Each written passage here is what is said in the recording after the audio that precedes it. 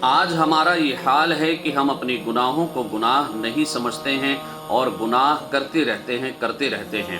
امت کا ایک بڑا طبقہ ایسا بھی ہے کہ جو گناہوں کو گناہ نہیں سمجھتے ہیں اور یہ سمجھتے ہیں کہ ہم نے اپنی زندگی میں بہت گناہ کر لیے، پتہ نہیں اللہ رب العالمین ہمیں معاف فرمائیں گے یا نہیں فرمائیں گے۔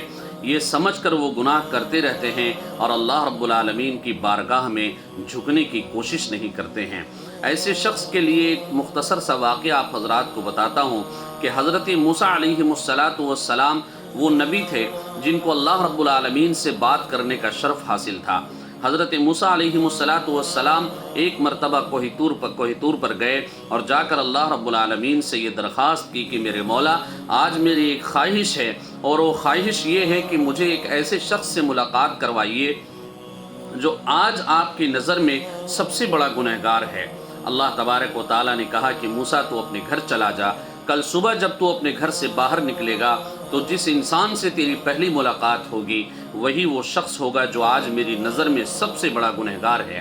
حضرت موسیٰ علیہ السلام اپنے گھر چلے گئے۔ دوسرے دن صبح جب گھر سے باہر نکلے، سیدھا راستہ اختیار کیا، دیکھا کہ ایک آدمی اور ایک چھوٹا معصوم بچہ اپنے باپ کی شہادت کی انگلی پکڑے ہوئے ہے اور باپ بیٹا دونوں آ رہا ہے۔ حضرت موسیٰ علیہ السلام نے دیکھا کہ بچہ تو معصوم ہے، دو شخص ہے اور اس کے ساتھ بچے کے باپ ہے، تو حضرت موسیٰ علیہ السلام یہ سمجھ گئے کہ بچہ نہیں، اس کا باپ ہی وہ شخص ہوگا جس کے بارے میں اللہ تبارک و تعالیٰ نے یہ ارشاد فرمایا۔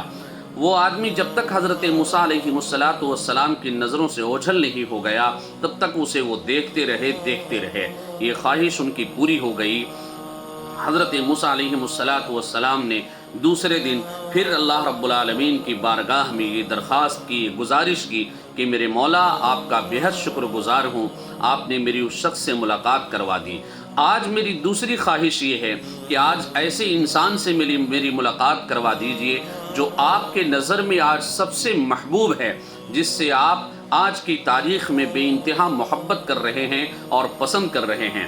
اللہ تبارک و تعالیٰ نے حضرت موسیٰ علیہ السلام سے پھر سے وہی بات کہی کہ تو اپنے گھر چلا جا، کل صبح جب تو گھر سے باہر نکلے گا، جس انسان سے تیری پہلی ملاقات ہوگی وہی وہ شخص ہوگا جو آج میری نظر میں سب سے محبوب ہے، جس سے میں بے انتہا محبت کر رہا ہوں۔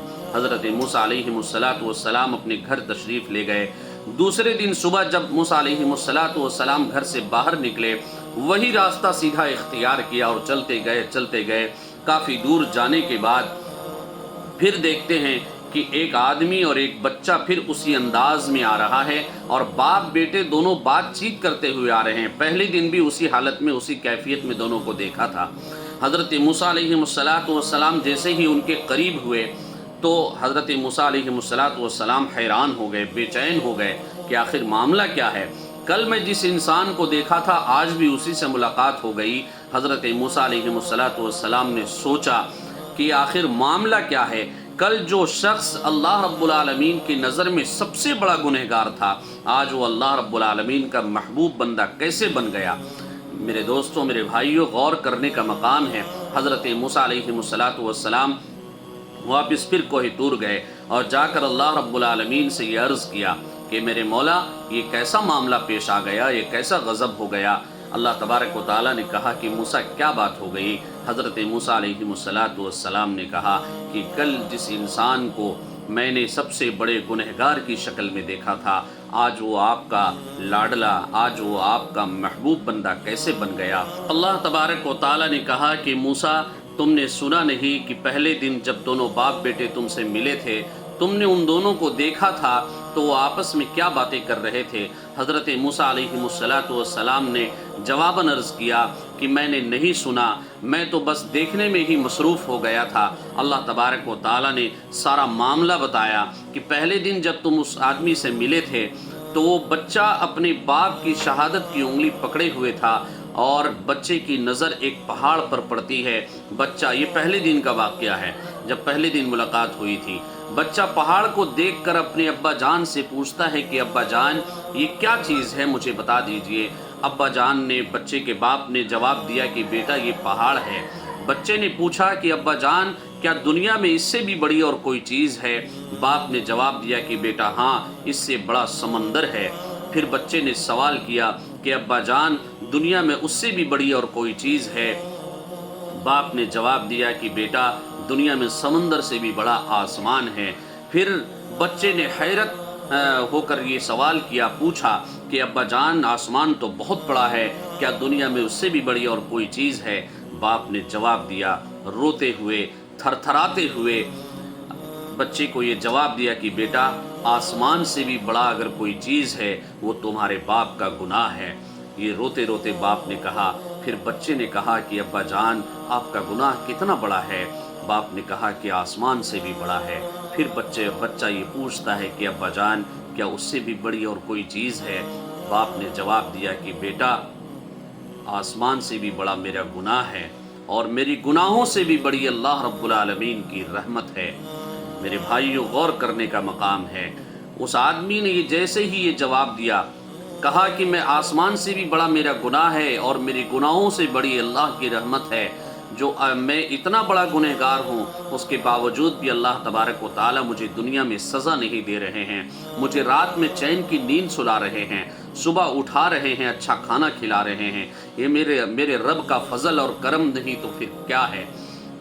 میرے بھائیوں، اس آدمی کی زبان سے اتنی سی بات نکلنی تھی، انہوں نے تسلیم کر لیا کہ میں سب سے بڑا گنہگار ہوں، اور پھر اس بات کو بھی ایکسیپٹ کیا کہ میرے گناہوں سے بڑی اللہ رب العالمین کی رحمت ہے، جو مجھے معاف ضرور فرمائیں گے۔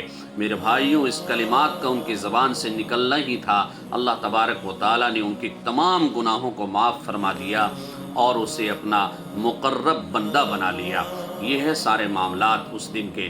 اسی وجہ سے اللہ تبارک و تعالیٰ نے اسے اپنا مقرب بندہ بنا لیا، محبوب بندہ بنا لیا۔ آج ہم اور آپ سوچتے ہیں، گھبراتے ہیں، شرماتے ہیں کہ ہم نے اتنے گناہ کر لیے، پتہ نہیں ہمارے گناہوں کی معافی کی کوئی شکل ہے بھی یا نہیں ہے۔ میرے بھائیوں، گناہ کو گناہ سمجھ لینا یہ بہت بڑی بات ہے۔ اگر ہم گناہوں کو گناہ سمجھ لیں گے تو پھر ہم گناہ کرنے سے رک جائیں گے، اور اللہ رب العالمین کی رحمت سے ہمیں کبھی مایوس اور نا امید نہیں ہونی چاہیے۔ ہمیں چاہیے، اس واقعہ سے ہمیں یہ سبق ملتا ہے کہ ہمیں چاہیے کہ روزانہ ہم اللہ رب العالمین کی بارگاہ میں اپنی گناہوں سے توبہ کر لیا کرے، رات میں سوتے وقت ضرور ایک مرتبہ توبہ کر لیا کرے۔ نہ جانے ہم سے کون سے ایسے گناہ روزانہ سرزد ہو جاتے ہیں جس کا ہمیں پتہ بھی نہیں چلتا کہ ہم نے کچھ غلط کر دیا ہے۔ ہمیں چاہیے کہ روزانہ توبہ کی عادت ڈالیں۔ اگر ہم رات میں توبہ استغفار کر کے سوتے ہیں اور صبح اٹھنے سے پہلے اگر ہماری موت ہو جائے تو ہمیں امید ہے اللہ رب العالمین کی ذات سے کہ وہ ہمیں ضرور معاف فرمائیں گے۔ اللہ تبارک و تعالی ہمیں اور پوری امت مسلمہ کو عمل کی توفیق نصیب فرمائے۔ میرے بھائیوں، تھوڑا سا وقت آپ حضرات کا زیادہ لگ گیا، لیکن مجھے امید ہے، میں امید کرتا ہوں کہ یہ واقعہ آپ حضرات کو ضرور پسند آیا ہوگا۔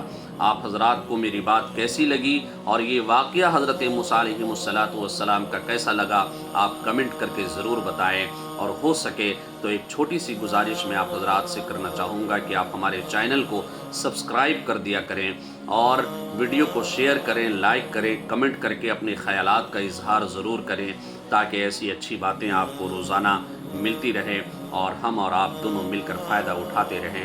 اللہ تبارک و تعالیٰ تمام حضرات کو اجر عظیم عطا فرمائے۔ آمین یا رب العالمین۔ السلام علیکم ورحمۃ اللہ وبرکاتہ۔